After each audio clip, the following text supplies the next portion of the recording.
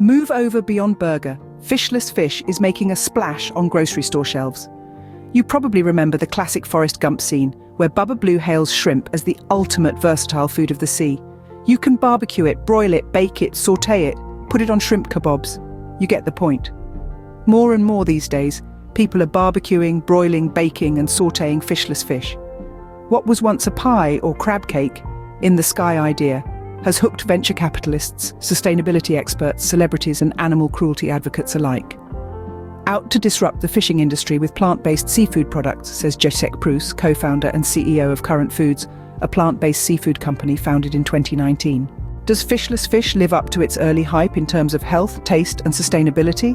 What is fishless fish? Broadly speaking, fishless fish is seafood that doesn't require fish farming or catching any fish. Fishless fish looks to fill these gaps, now and in the future.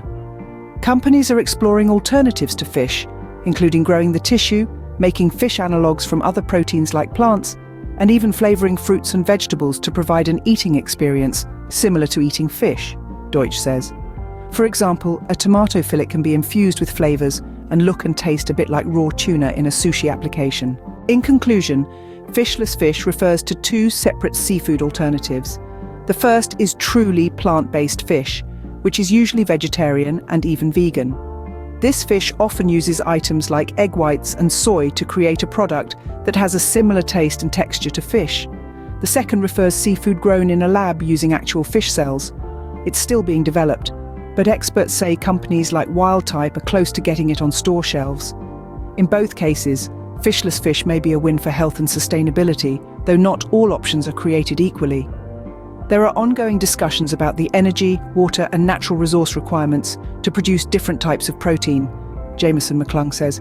However, we'll only be able to validate sustainability models once cultivated meat facilities have been scaled up and are producing meat for consumers. Generally, plant-based diets are associated with environmental benefits. Fishless fish may be new, but animal protein substitutes are not.